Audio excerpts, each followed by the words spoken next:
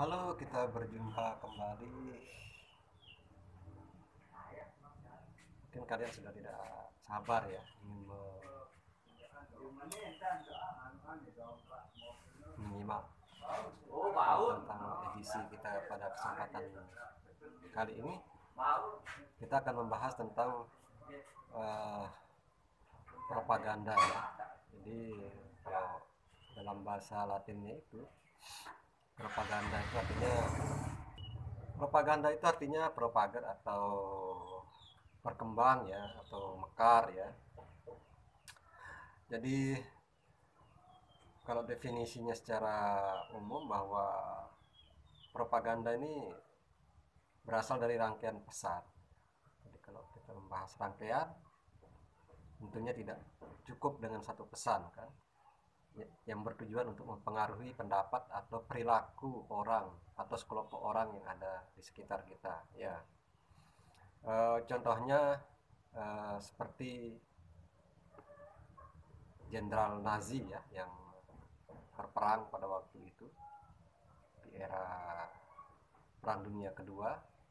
Kita ketahui bahwa Jerman memiliki suatu keunggulan dalam teknik-teknik propagandanya. Jadi kita tidak heran kalau salah satu ormas kemudian didatangi oleh salah satu agen ya dari negara luar yang kebetulan itu. Jadi kita bisa saksikan di media ya, dalam etape 2019, 20 dan 2001 ini ormas itu sangat luar biasa propagandanya di media sosial ya, dan media komunikasi lain seperti surat kabar dan televisi.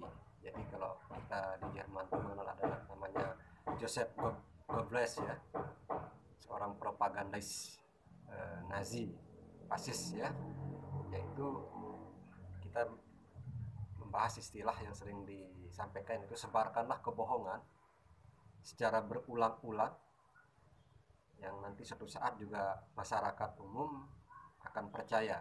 Itu contoh sosok propagandis yang kita bisa simak.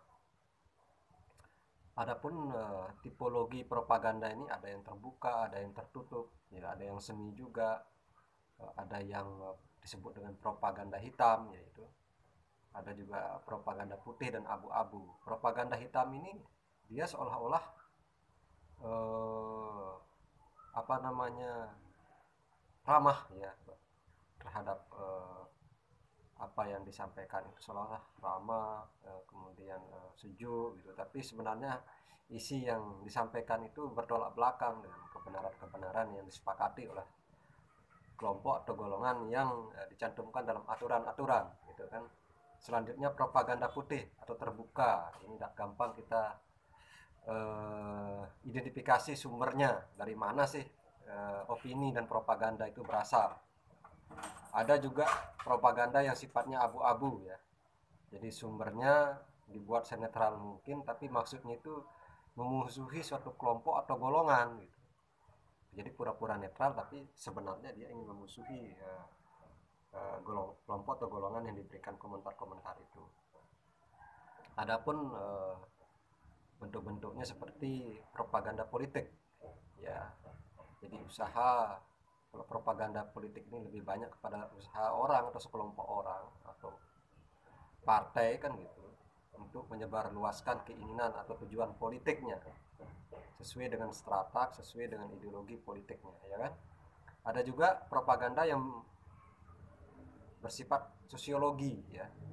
Jadi dia itu modelnya seperti agitasi budaya. Jadi misalnya budaya kami lebih unggul daripada budaya kalian, bahwa budaya kalian tuh masih kolot, kalian tuh masih puritan, yang modern seperti ini gitu. Tapi tujuannya jelas, ingin merontokkan sistem di suatu negara atau suatu kelompok atau suatu partai ya kan. Bisa juga misalnya dengan mereka itu mengatakan bahwa narkoba itu bisa menimbulkan dampak yang baik misalkan, tapi tujuannya sebenarnya dia menyebarkan narkoba itu untuk mendapatkan manfaat ekonomi, untuk menghabisi generasi suatu bangsa. Nah, ini itu termasuk model propaganda sosiologi, itu orang-orang yang menyelundupkan narkoba, paham-paham teroris, paham-paham radikal, paham-paham yang kemudian menimbulkan kerusakan di suatu sistem ya. Adapun kita harus mengenal juga bahwa propaganda ini mengenal komponen-komponen gitu. Jadi tidak serta-merta kemudian propaganda itu sangat sederhana, enggak, tapi itu punya komponen-komponen. Pertama, komunikator atau orang yang menyampaikan pesan-pesan. Yang kedua itu komunikan, tentunya Anda yang menyaksikan media TV, menyaksikan sajian-sajian dalam Facebook, kemudian WEC ya, WA group ya, dan lain-lain kan begitu. Facebook, Twitter atau apapun itu, YouTube gitu kan. Selanjutnya pesan, tentunya propaganda itu berisi sebuah pesan. Tidak mungkin ya propaganda disampaikan tanpa pesan ya kan, mau nyampein apa gitu kan.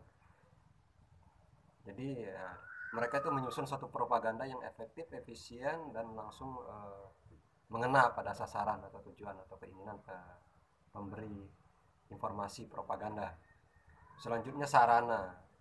Sarannya bisa demonstrasi, bisa membuat aturan, undang-undang, ya kan?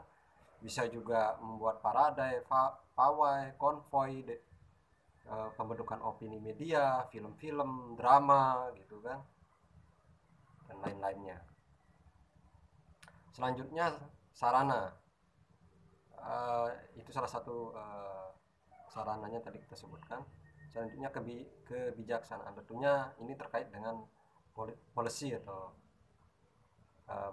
yang terkait dengan policy sebuah isu kan begitu. Seolah-olah memberikan kebijakan, tapi dengan kebijakan itu dia mengharapkan sesuatu yang lain. Terus tempo, tentunya tempo ini ya, waktu ya, waktunya tidak 1 hari 2 hari, tapi bisa yang saya katakan tadi bisa bertahun-tahun bahkan berpuluh-puluh tahun. Jadi misalnya dia nyebarnya hari ini, targetnya bisa 1 bulan, bisa 10 tahun, bisa 20, bisa 30 tahun lagi. Terus selanjutnya tujuan, jelas tujuannya adalah pembentukan opini. Masyarakat memahami opini, untuk individu atau kelompok itu memahami apa yang ingin disampaikan dari si penyampai propaganda gitu. Selanjutnya sikon, ya, situasi dan kondisi. Mereka itu juga melihat situasi dan kondisi, misalnya kesadaran publik yang masih rendah gitu, disiplinnya masih rendah, kemudian kesadaran intelektualnya juga masih rendah, kemudian religinya juga sedang-sedang saja, atau kuat atau lemah gitu kan, ekonominya juga begitu. Itu betul-betul dikaji gitu, disurvei gitu loh, sebelum mereka menyampaikan pesan itu. Terus kemudian sistematis prosedural. Propaganda ini mempunyai sistem ya, yang sangat luar biasa dan sistematis, prosedural, penuh dengan perencanaan. Jadi bukan apa namanya asal menyampaikan propaganda mereka. Contohnya dalam siasat kuno mereka menyampaikan propaganda dengan ekspedisi kuda Troya. Seolah-olah ke sana mereka itu, kalau kita lihat dalam mitologi-mitologi ya, sejarah Eropa kuno itu contohnya adalah ekspedisi kuda Troya ya. Jadi kuda Troya itu mereka memasukkan kuda Troya. Nah, di dalam kuda Troya itu banyak sekali prajurit-prajurit kan begitu. Selanjutnya mungkin mitos tentang raja itu adalah anaknya Tuhan, titisan dewata, titisan Tuhan, titisan para dewa. Itu ada satu propaganda kuno untuk menguasai wilayah, untuk menggerakkan orang untuk berperang, untuk patuh kepada dia, tunduk kepada dia kan begitu. Misalnya juga yang tidak bisa mencapai kekuasaan, dia akan pura-pura, atau memang secara kebenaran dia itu propaganda itu bertujuan menyatakan bahwa dia itu adalah juru selamat di dunia gitu kan, tanpa istilahnya tanpa kita mengesampingkan teori-teori religi yang mengatakan bahwa mereka itu memang Mesias kan gitu. Tapi banyak juga yang mengaku-ngaku ya kan. Orang-orang yang mengaku inilah menggunakan propaganda ya, orang-orang imitasi kan begitu. Terus jenis-jenis propaganda itu, jadi agitasi, itu sudah tahu ya. Orang tuh rela mengorbankan jiwa mereka untuk mencapai cita-cita, membakar diri mereka, mengebom, ya kan, menembak dan menghilangkan nyawa orang lain gitu kan. Itu proses agitasi oleh kaum propagandais ya. Selanjutnya pro vertikal, yaitu menyampaikan opini di media, menyajikan sajian-sajian tentang kemiskinan, penindasan, biasanya dalam bentuk hal-hal yang bersifat rekayasa, itu namanya propaganda pro vertikal ya. Sedangkan yang propaganda horizontal itu dengan membentuk komunikasi interpersonal, ya kan, diskusi-diskusi antar kelompok gitu kan, sebagai alat sosialisasi propaganda mereka. Selanjutnya propaganda integrasi, yaitu mereka melakukan suatu perencanaan propaganda dengan menggunakan doktrin secara masif ya dalam individu, kelompok maupun golongan, partai atau sebuah sistem kenegaraan, politisi-politisi gitu kan. Itu namanya propaganda terintegrasi. Nah, apa saja sistem dalam propaganda itu? Ya, mereka menggunakan simbol biasanya. Simbol yang biasa akrab atau menjadi suatu yang dikultuskan oleh masyarakat. Mereka menggunakan simbol-simbol seperti itu. Contohnya simbol bintang Daud, contohnya simbol simbol-simbol keagamaan, religi, kepercayaan, itu biasa lebih lebih cepat diterima oleh masyarakat kan begitu. Atau provokasi-provokasi perlawanan. Kemudian mereka juga memanfaatkan data dan fakta ya. Biasanya mereka menggunakan data-data dari hasil survei,